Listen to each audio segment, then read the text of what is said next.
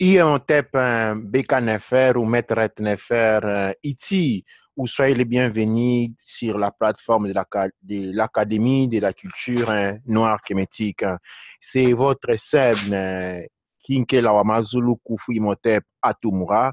Aujourd'hui, nous nous retrouvons encore pour affronter un argument qui va ébranler les convictions que nous avons pendant beaucoup de temps conservées. Aujourd'hui, nous allons parler de l'occultisme linguistique latin et le pouvoir de la linguistique kémétique. Qu'est-ce que nous entendons par cela? Nous voulons mettre en parallèle la linguistique ou la langue latin et ses dérivés par rapport à la langue kémétique, aux langues noires, aux langues ici de culture noire.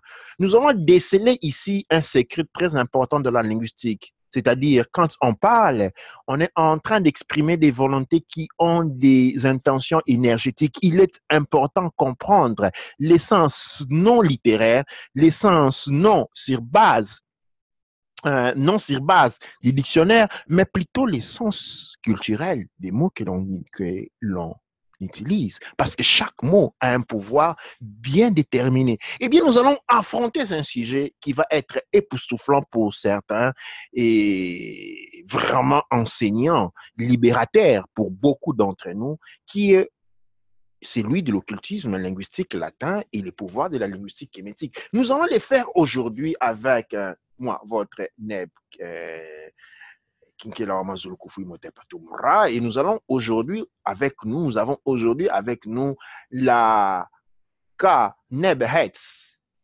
Ka Nefer Rakuti Necher, Dua Necher. Dua Necher, et nous sommes très contents d'être ici avec vous aujourd'hui. Je pense que c'est un argument qui est très, très important. Et surtout quand on parle de nos noms et on parle d'un sujet très, très important. Et je suis contente d'être ici avec vous aujourd'hui et vraiment j'espère qu'on aura une très bonne discussion qui est révélatrice aussi pour nous. Et merci. Dua Necher. Dua Necher. Et nous allons donc continuer à travers notre émission pour essayer en profondeur de comprendre l'essence de tout ce que nous sommes en train de dire. Et donc, comme je disais, nous avons dit bien au début, nous allons affronter la question de la linguistique. Beaucoup de la culture noire, beaucoup, je voulais dire, sont effrayés de la culture noire. Beaucoup ne comprennent pas, ont été appris grâce à l'apport culturel à refuser tout simplement la culture noire et accepter une culture qui ne leur est pas d'origine. Le problème est que quand on parle français, on parle un français littéraire, académique, peut-être à un certain niveau. Or, le français est une langue qui naît d'une réalité culturelle. La réalité culturelle est ce qui est important. Et en parlant du français, le français est un dérivé ou offspring, c'est-à-dire né du latin. Le latin est une réalité culturelle, profondément culturelle. Et les mots utilisés, les structures phraséologiques, les constructions utilisées sont nées tout droit de la culture latine. Qu'est-ce qui se passe quand nous nous retrouvons à parler la langue latine? Eh bien, nous n'avons pas les apports culturels. Nous n'avons pas les atouts culturels, traditionnels, permettant de comprendre ces langues. Et par conséquent, nous nous mettons dans une situation dangereuse parce que nous disons des mots que nous ne comprenons pas. Nous allons commencer par un mot que j'ai déjà élucidé. La relation qu'il existe entre les mots démon et monde.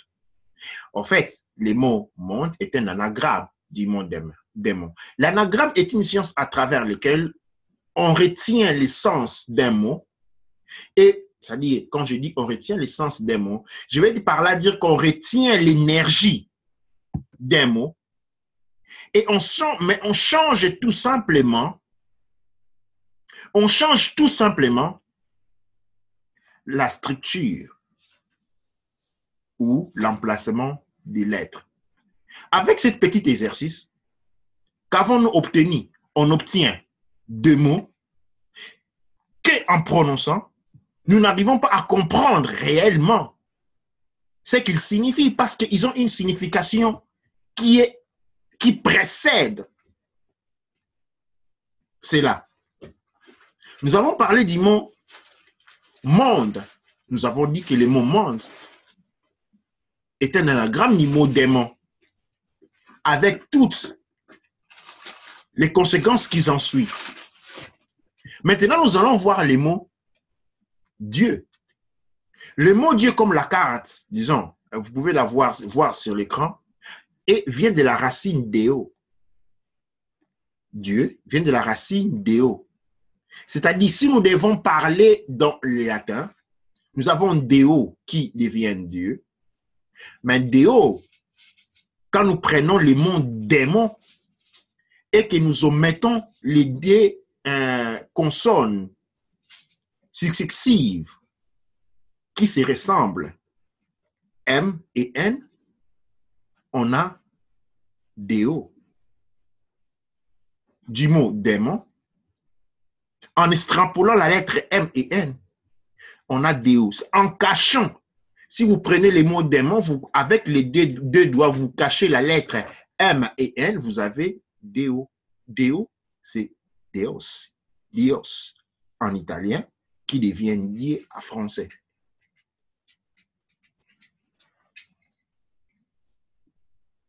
Prenez le temps de respirer. Deo sert donc des racines à Dieu. Mais Deo en lui est un dérivé des démons.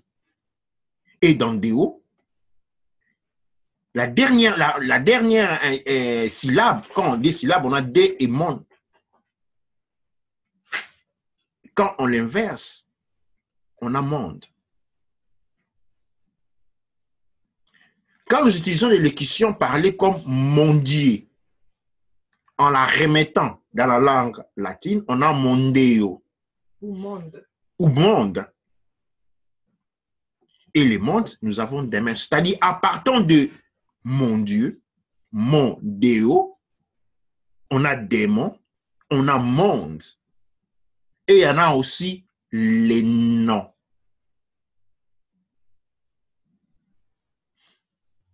Je vais ici prendre une pause et donner la parole à notre scène pour continuer dans notre développement. Donc ici, on a des bases qui sont très importantes et très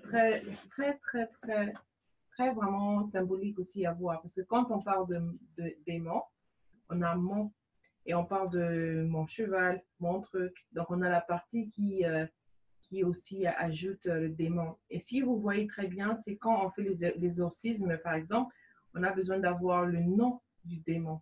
Ouais. Pourquoi c'est important d'avoir le nom du démon? Parce que le nom, c'est une partie qui entre à l'intérieur. Parce que le démon, c'est dans le deux. Aussi, à chaque fois quand on parle de quelque chose, et bien sûr, on parle de, il y a Déo à l'intérieur. Donc, on a le Déo à l'intérieur. Donc, si on vous demande de donner votre nom de baptême, donc vous avez le démon de baptême. Votre Exactement. démon de baptême. Exactement. C'est comme ça que des fois on voit les articles et on voit tout, mais en fait ce sont des mots.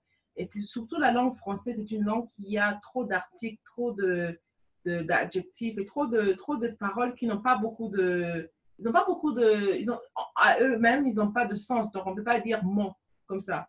On doit dire mon bic, on doit dire mon nom, on doit dire on doit ajouter un adjectif avec le suffixe ou avec l'article ou quoi que ce soit. Donc, si on voit très bien. Et alors, dans la langue française ou dans les langues latines, en fait, ils sont des mots qui n'ont pas de sens, mais que nous pensons n'ont pas de sens, mais en fait, toute la phrase, elle est là. Parce que quand on parle du nom de baptême, on a l'anagramme de démon de baptême. Et ça, c'est quelque chose qu'on doit vraiment y penser et voir. Et parce que quand on dit, par exemple, le prénom, donc on a ce qui vient avant le nom. Donc on a le prénom, on a le nom de famille, le démon de famille. Et c'est comme ça qu'on peut aussi voir les gens qui avaient des égrégores de famille. Parce que le nom de famille devient un égrégore. Pourquoi? Parce que c'est un démon. Donc c'est comme ça que quand on dit le nom de, le démon de. Et c'est comme ça que quand on utilise nos paroles, on doit vraiment faire attention pour être sûr qu'on n'a pas bien sûr, on n'utilise pas des mots qui sont contre nous, qui nous font accepter des réalités qui sont très néfastes. Parce que comme on voit très bien là, non seulement ces paroles ont une force négative, mais elles sont aussi destructives pour nous. Parce que surtout pour nous, comme Africains ou Mélanodiens, nous ne comprenons pas très bien pourquoi ces appellations ont dû. Parce que déjà, dans les langues de chez nous, on n'a pas besoin d'identifier moi. On n'a pas besoin d'identifier moi. Donc, je parle pour tout le monde. Je parle. Donc, si quelque chose, elle est bonne pour moi, elle est bonne pour tous. Si elle n'est pas bonne pour moi, elle n'est pas bonne pour tous aussi. Doit en faire. Doit naître cet élément et cette compréhension est très, très profonde. D'autant plus que quand on parle de la civilisation kémétique, quand le monde, disons, le monde occidental, oriental arrive dans Kemet, sur Kemet, il y a une nouvelle langue qui va naître. Et cette langue est appelée la langue démonique. Vers la fin du règne de Kemet. Et nous rentrons sur le monde démon, qui lui égale monde, l'anagramme de monde. Et on a nom de Dieu. En lisant par arrière et en remplaçant Dieu par Déo, nous avons Déomon, qui est une vocalisation latine des démons. Et nous avons dit que la parole est un enchantement. Quand nous prononçons une parole, ce que nous omettons à côté de la parole, au-delà de la parole, c'est la valeur énergétique. Et la valeur énergétique émise prononcée attire une réalité vers nous. Je voulais dire, en émettant une parole, qu'est-ce qu'on fait? On crée en soi et pour soi une réalité. Parce qu'en émettant une parole, on profère, on donne une valeur, on émet, on crée une valeur énergétique, ou disons, on caractérise l'énergie de la conscience d'une certaine valeur. Et en parlant des langues qui nous sont culturellement lointains, nous ne nous rendons pas, comme tu dis, danger devant lesquels nous mettons, parce que nous utilisons des mots qui ont été construits avec des intentions, des pointillés, des renforcer, des regrouper de la valeur négative. C'est ainsi que nous nous retrouvons à émettre des enchantements. Mais des enchantements qui sont contre nous. Des enchantements qui sont responsables de beaucoup des situations dans lesquelles nous retrouvons. Pourquoi nous disons cela? Nous disons la langue française, par exemple, est un dérivé de la langue latine. Et dans le cas de la langue anglaise, on a une dérivée qui est une dérivée de la langue germanique. Pourquoi je dis cela? Dans la langue, dans la connaissance ancestrale, on dit à chacun ses démons. OK? Pourquoi je vais dire cela? Je vais dire que dans ton environnement, chaque environnement est composé de valeurs qui peuvent être reconnues positives ou négatives. Mais aussi longtemps que tu es dans cet environnement, ces valeurs négatives ne t'influencent pas trop. Il y a un équilibre qui se crée de survie. Quand on change d'un environnement, on se retrouve dans un environnement étranger qui devient hostile à soi. Et cela s'exprime des points de vue littéraires, des points de vue à tous les niveaux. Et maintenant, qu'est-ce qui se passe quand nous recevons une langue étrangère? Cette langue qui est composée des éléments positifs et négatifs, qui n'est pas calibrée sur nous, nous porte beaucoup plus de mots. C'est ainsi que j'invite à reconsidérer les langues noires. Les langues noires, dans leur formulation, sont faits des éléments, chou et tefnout, qui ont une forme de synchronicité énergétique avec nous. C'est un système, un écosystème dans lequel nous ne pouvons que nous améliorer, nous développer. Cependant, quand nous nous retrouvons dans un écosystème linguistique différent, nous nous trouvons avec des éléments linguistiques, caractéristiques, énergétiques, qui ne nous reconnaissent pas. En conséquence ou par conséquence, qu'est-ce qui se passe? Nous parlons une langue qui, lui, bien que nous pensons qu'elles nous servent de communication, mais en réalité contribuent à notre destruction intérieure. Pourquoi je parle de destruction intérieure? Parce que cette langue-là a la capacité, à travers son articulation, de créer des énergies ou de faire appel, parce que spell, c'est appeler. On fait appel à des énergies qui viennent d'un environnement qui nous est hostile, qui ne nous reconnaît pas. Et donc, on est responsable des malheurs qui s'ensuivent par après. Ceci peut être difficile à réaliser, mais si on prend le temps de les comprendre, quand on comprend aujourd'hui le fonctionnement énergétique, on commence à ouvrir les yeux sur beaucoup de choses. Les paroles peuvent être dangereuses, les paroles sont porteurs de bonheur et de malheur. Qu'est-ce que cela signifie? Que la parole appelle de l'énergie. L'énergie est comprise dans le monde dans lequel on vit. Par exemple, nous, en utilisant des mots comme Deus, qui vient des mots démons, nous appelons à ces énergies-là maintenant. Ces énergies-là sont incompatibles avec nous du point de vue culturel. C'est ainsi que ces énergies-là, quand nous les appelons, ils nous attaquent. C'est d'ici naît une impossibilité à communiquer parce que nous avons reconnu cette langue-là comme le point focal de notre communication. C'est ainsi que quand nous prenons le téléphone, j'ai parlé avec Neb Kaou, tu prends le téléphone, tu appelles ton frère qui est à Bamako ou à Lomé, tu lui dis, prends ceci, va faire ceci. Lui, il comprend complètement une autre chose. Pourquoi? Parce que nous sommes sous attaque d'une réalité littéraire, énergétique littéraire, qui existe, parce que la réalité, les mots, quand on étudie les médiumnitaires, les mots existent. Chaque lettre a une valeur en soi existante.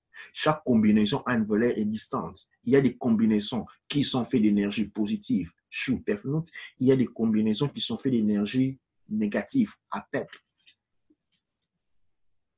Et ces mots-là, nous les retrouvons fortement dans la littérature étrangère, comme latine, après anglo-saxonne, en passant par germanique.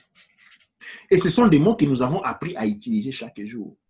Et ces mots-là sont responsables de beaucoup de situations dans lesquelles nous nous retrouvons. Quel est le point ici? Le point ici est celui de la réconsidération et de la mise en sécurité de ce que nous sommes, en réintégrant en nous l'importance de nos propres langues, des langues qui, en prononçant des mots, nous permettent à accumuler de l'énergie de la conscience et non à générer des énergies qui, après, se révèlent hautement destructrices pour notre bien-être. Douanetière, je passe la parole à notre scène, à notre scénette.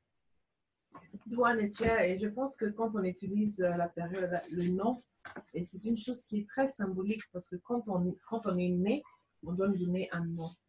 On nous donne un nom, on est donné un nom. Donc c'est comme ça, à nous vient assigner un démon directement à la naissance. Et c'est comme ça que pour beaucoup aussi, quand on parle des noms, et il faut bien comprendre aussi que la plupart des noms qu'on utilise sont des noms recyclés. Donc on va dire que non, on va nommer l'enfant Jean par son grand-père. Il ne faut pas oublier que le nom Jean en lui-même, c'est un nom qui appartient à des personnes et qui appartient à des générations aussi. Donc ce sont des noms qu'on donne comme ça, mais bien évidemment qui appartiennent à d'autres personnes avant et qui ont appartenu à des démons en même temps aussi. Et c'est comme ça que ces mêmes noms sont recyclés.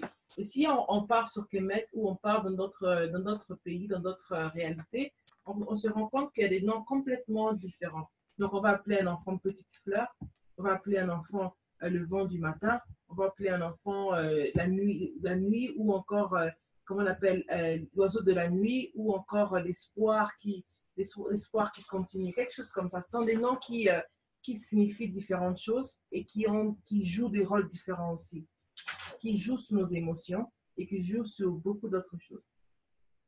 Et quand on dit émotion, on a aussi le monde de démons à l'intérieur. Donc, en disant ça, en fait, je me suis dit ça aussi en même temps. Et c'est ça qui est... Émotion, le mot la motion. La motion. Et avec la motion, on a la même chose. Donc, on peut vraiment voir dans beaucoup de choses qu'on se retrouve. Et c'est comme ça que la langue des oiseaux est très importante aussi à l'intérieur. Et avec ça, on a, par exemple, quand on parle de capitalisme, alors on parle du capitalisme, on parle de la capitale ou on parle du capital. Capital, ça veut dire la peine capitale. Quand on veut dire la peine capitale, on parle de couper la tête. De la destruction. La destruction. Donc c'est vraiment... Les peines capitales ont des peines très sévères. Et quand vous vivez dans une capitale, oui, quand vous vivez dans une capitale, vous vivez dans un endroit qui est dangereux du point de vue énergétique. Justement, parce que c'est vraiment à ça c'est de ça dont on parle à l'intérieur ici. Et c'est là où, comme on parle avec le monde actuel, on a une chose où les dieux, entre guillemets, et les démons sont les mêmes choses. Parce qu'en fait, si on parle de nous qui faisons partie de la création, pourquoi aurons-nous besoin d'un autre Dieu à l'extérieur? On n'a pas besoin d'avoir un Dieu, on n'a pas besoin d'avoir un autre être qui est à l'extérieur de nous, parce que nous faisons partie de la création. Nous sommes le corps de la création. C'est un peu comme si on pouvait dire que nos cheveux on donnait un nom différent à nos cheveux pour dire que nos cheveux représentaient un autre être humain, notre être complètement. On disait que nos yeux représentaient notre être complètement. C'est vrai que chaque partie de notre corps a une fonction différente, mais on fait tous partie de cette réalité-là qu'on appelle les créateurs, ou la création, la création. Parce que si on veut donner un nom ou on veut parler d'un Dieu, et c'est comme ça, même dans la Bible, on dit le Dieu ne se nomme pas. Mais étrangement, on a le nom pour tout. Et pourquoi on ne le nomme pas? Parce que quand vous nommez, vous enseignez un démon à l'intérieur. La création ne peut pas être nommée. Et déjà, le Dieu lui-même est une partie du démon.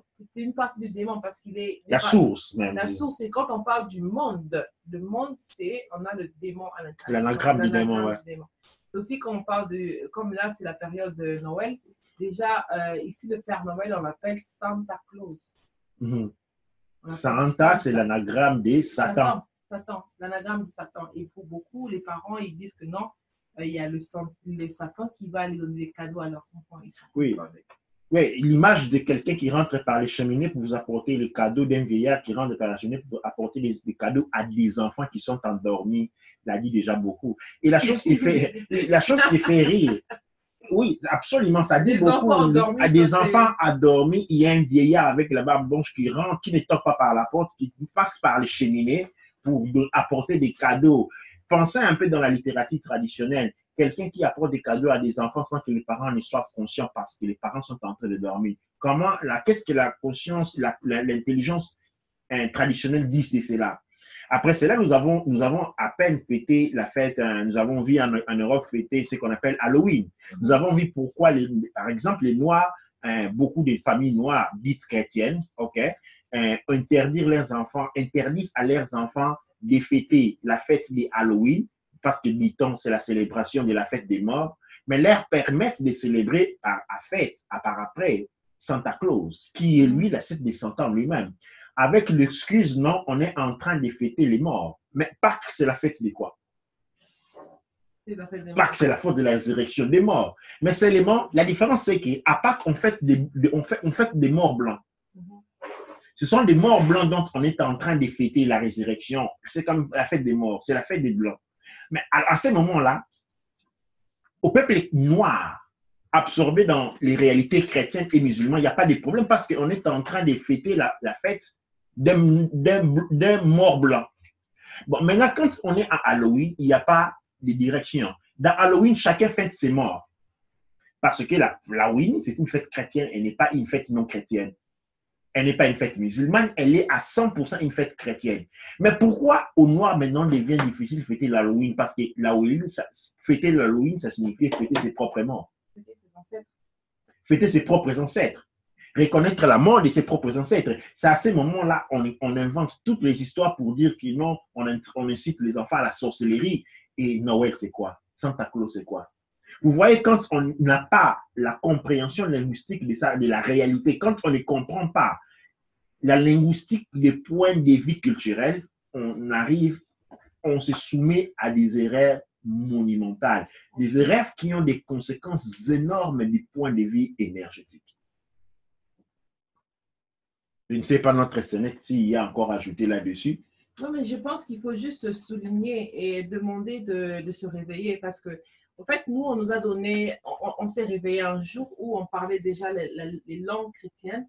On s'est réveillé un jour où on parlait déjà le français. On s'est réveillé un jour, on parlait l'anglais. Partout là où on se trouve, on s'est réveillé un jour en train de parler des langues qui n'étaient pas nos langues à nous, mais des langues qui étaient des hybrides. Et alors, la tentation dit quoi? La tentation dit qu'il faut juste accepter et laisser que tout puisse se dérouler de cette manière. Mais le problème vient où? Le problème vient que même si cette énergie-là, elle est ce qu'elle est, et bien sûr, on s'est réveillé dedans, le problème c'est que comment est-ce qu'on s'est retrouvé à l'intérieur? Et pour trouver cette information-là, on doit aller regarder nos ancêtres et voir comment eux ils se sont retrouvés à l'intérieur. Parce que l'ironie dans tout ça, c'est que nous sommes nos ancêtres en même temps. Donc c'était nous qu'on a endormis. Et dans cette incarnation, alors maintenant, on est en train de payer le prix d'être endormi, quoi. Et alors, c'est très important, non seulement de se réveiller, mais aussi de comprendre les expressions qu'on utilise tous les jours et de comprendre comment ces expressions nous affaiblissent, comment ces expressions nous séparent, nous divisent complètement. Parce quand on parle de démon, encore, il y a une chose qui vient dans ma tête, c'est quand on parle de monnaie. Dans le monnaie, à l'intérieur, il y a le mont. Donc, c'est une devise de... Parce qu'on parle de la monnaie Monnaie. La monnaie de... Il y a monde. Et puis, on comprend qu'il y a des mots à l'intérieur. Bien sûr, bien sûr. Et donc, c'est la monétisation. On parle de beaucoup de choses à l'intérieur. Et c'est vraiment important, très, très important de comprendre la souche des mots qu'on utilise et surtout d'essayer de comprendre. Parce que le problème est quoi? C'est que quand on est dans la tradition, on n'a pas besoin d'aller chercher pour comprendre exactement de quoi on parle. Pourquoi? Parce que c'est nous, on est né à l'intérieur. Mais par contre, quand on n'est pas né dans la tradition, alors on doit travailler 2 fois, 3 fois, 4 fois plus pour comprendre, parce que cette compréhension-là ne nous passe pas naturellement. Non, quand on est dans sa propre tradition, quand on prononce un mot qui a une fréquence négative, on la sent. On la sent directement. Directement. On ne peut ne pas avoir compris les mots, mais on comprend. C'est comme quand on a des enfants qui sont nés en Occident et que vous leur insultez, par exemple, dans la langue traditionnelle qu'ils ne comprennent pas. L'enfant te regarde, il n'a pas compris ce que tu es en train de dire, mais il a lu l'énergie de ce que tu as dit. Et maintenant, quand on embrasse une langue étrangère, on se met dans une situation absurde parce qu'on n'est plus en mesure de détecter la nature énergétique. On s'arrête seulement à des explications parallèles. Parallèles, par exemple, j'ai parlé du mot apprendre. Non, c'était plutôt du mot en anglais understand. Ça signifie comprendre. Quand on dit understand, tu l'apprends, ça signifie comprendre. Mais quand tu analyses du point de vue objectif, tu dis understand, ça dit abaisser la tête. C'est-à-dire, tu n'as pas compris, mais tu as été forcé à baisser la tête. Et donc, quand les professeurs vous disent, vous avez compris, c'est-à-dire, vous êtes dans une position de passivité. Il y a aussi compromettre, vous êtes compromis. Alors, dans la nature culturelle française, ce genre de choses, ou anglaise, ce genre de choses sont compris. Dans les nôtres, par contre, on ne comprend pas, on devient victime d'un détournement linguistique qui cause en réalité beaucoup de mots, qui cause beaucoup d'inefficacité. Et une de ces grandes inefficacités est qu'on n'est plus en mesure de se comprendre. Parce qu'on utilise tous une langue étrangère, des mots étrangers, qui a une signification qui n'a pas ses racines dans la culture. Et donc, nous sommes confus. Nous disons les mêmes choses, mais nous n'avons pas la même compréhension. Parce que la compréhension est donnée par les niveaux énergétiques. Et ce niveau énergétique est donné par la conscience collective. Et vu que notre conscience collective n'opère pas à ces niveaux-là, et donc nous parlons tous, nous disons tous les mêmes mots, mais pour nous comprendre, cela devient beaucoup difficile. Il faut avoir accumulé beaucoup d'énergie pour pouvoir nous comprendre. C'est ainsi que les personnes qui n'ont pas évolué une grande quantité énergétique, eh bien, ne peuvent absolument pas comprendre. En ce moment-là, on est complètement divisé les uns des autres. Cette langue-là, cette culture linguistique-là, ne peut nous servir que comme linguistique des commandes, c'est-à-dire la réception des commandes et l'exécution des tâches. Cette réalité, cette situation a des implications néfastes, non seulement sur le point de vue de l'individu en soi pour soi, mais du point de vue collectif, ce qui est la chose la plus importante. Comme je le dis et je le souligne encore, dans une espèce, chaque membre de l'espèce doit contribuer pour le maintien, le développement, les progrès de l'espèce. Comme tout chat travaille pour la communauté des chats. Tout lapin travaille pour la communauté des lapins, de manière directe et indirecte. Pourquoi? Parce que les lapins, il y a une compréhension du monde du lapin. Mais du moment où les lapins ont une compréhension du monde des cobayes, ils ne contribuent plus au monde des lapins.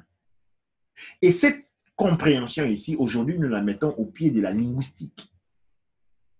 La linguistique que nous utilisons en utilisant des langues étrangères, où je vous l'ai dit, en abandonnant des grés et des forces nos propres langues, en abandonnant des grés et des forces nos propres langues pour nous aligner à des langues pour lesquelles nous n'avons pas de base culturelle. Nous nous mettons dans des situations dangereuses du point de vue énergétique parce que nous nous mettons dans une situation de servitude culturelle. Et la servitude est servitude. Quand vous êtes dans une servitude culturelle, vous êtes dans une servitude globale. Et la servitude signifie pas de développement. Pas de développement. Conscience réduite, ou je dirais, expansion de l'inconscience. Et l'inconscience, nous avons vu dans l'Académie de la culture noire, produit une énergie caractéristique très distincte. Cette énergie est appelée l'ignorance. Comme la conscience produit l'énergie de la conscience, qui lui produit un sous-produit énergétique que nous appelons la joie, qui est sécrétée, qui est une hormone sécrétée par le cœur. L'inconscience a une énergie que nous avons appelée l'ignorance. Et l'ignorance aussi distille une forme d'hormone que nous appelons la pauvreté. D'où Anetcher. Je pense que c'est vraiment un argument très important. Et pour ceux qui ont vraiment participé, ils ont aimé, il faut nous dire pour qu'on puisse vraiment analyser d'autres mots et partager, parce que l'important, c'est de comprendre. Et ne vous limitez pas ici, il faut aller chercher tous les mots que vous pouvez avoir, chercher, emmener plus de partage, parce que c'est vraiment important pour nous de comprendre certaines réalités auxquelles nous avons été soumis complètement. Et en acceptant ça, on comprend qu'il y a tellement beaucoup de choses qu'on peut toujours continuer à apprendre et à découvrir de nous-mêmes, en fait. On doit découvrir toutes ces choses-là et de comprendre. Mais surtout, il ne faut pas avoir peur, mais il faut se sentir plus fort parce que là, maintenant, on sait comprendre et on sait voir que les mots ne mentent pas. Ce qui est important à savoir, c'est que le système ne veut pas que vous puissiez être ignorant et en vous ment à 100%. Vous devez participer à votre déception. Du moment où l'information elle est là et que vous refusez d'accepter, c'est vous qui avez accepté d'être dans la déception. Mais c'est pas que la déception devient un choix. C'est comme ça qu'on dit l'ignorance peut aussi être un choix. On peut choisir d'être ignorant. Alors c'est là où l'information est importante d'avoir parce qu'on peut refuser d'être ignorant et refuser de se retrouver dans des situations très critiques. Et c'est comme ça que quand on parle, par exemple, on parle des choses dont on vient de voir aujourd'hui, le démon, on voit monde et on voit Dieu. Pour beaucoup de personnes, même quand on s'éloigne de la chrétienté ou de la religion musulmane ou quoi que ce soit, on veut toujours croire à ce Dieu-là qui est là en train de travailler pour nous. C'est Deus. À ce Deus qui travaille pour nous. Mais regardez bien, il y a le démon qui travaille pour vous. Si vous avez le démon de famille, votre nom de famille, c'est lui qui est là pour travailler pour vous parce qu'il va se battre contre d'autres démons. Mais comment est-ce qu'on peut dire le créateur qui a créé tout? N'oublions pas qu'il a créé les animaux, les pierres et d'autres parties de vie comme nous également. Et on est tous égaux. Il n'y a pas un qui est supérieur à un autre. Hein.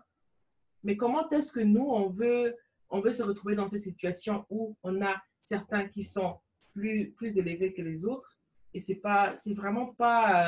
sont des histoires qui sont vraiment pas très bien à comprendre. Des canifères.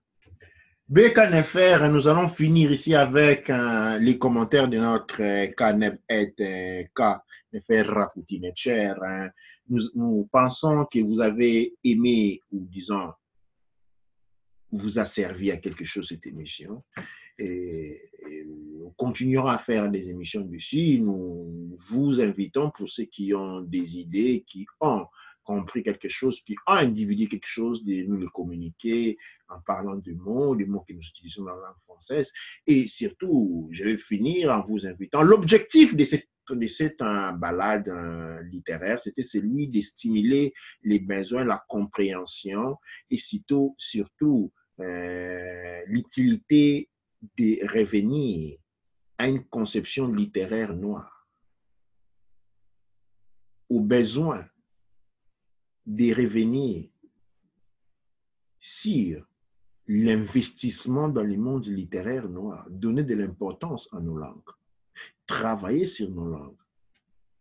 Il est décevant qu'aujourd'hui, il n'existe pas beaucoup, moi je n'en ai jamais vu un dictionnaire qui traduit une langue noire à une langue noire.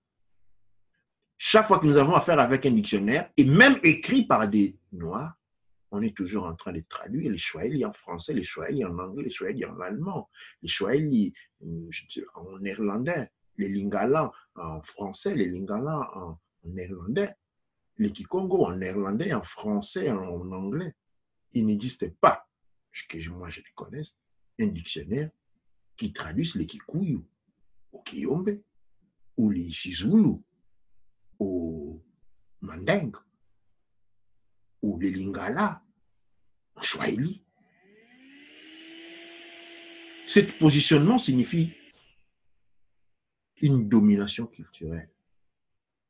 Une domination culturelle dont les coûts sont, aujourd'hui les coûts, sont les destructions que nous voyons devant nos yeux. C'est ainsi que je vous invite à prendre conscience de cela. Et au sein de l'Académie de la culture noire kémétique, nous voulons définir aussi un département de la linguistique. Et donc, ceux qui sont intéressés dans la linguistique spécialement noire, ceux qui ont déjà fait des travaux autour de la linguistique noire, nous vous invitons à nous rejoindre au sein de l'Académie de la culture noire pour lesquelles l'éducation initiatique est complètement gratuite au fin de mettre sur pied un département de la linguistique qui aura pour objectif de réintroduire, donner de la valeur, redresser, relever, communiquer, éduquer, enseigner, initier une littérature noire d'excellence. Doua Necher, Doua Amondra, Doua Nem Elcher.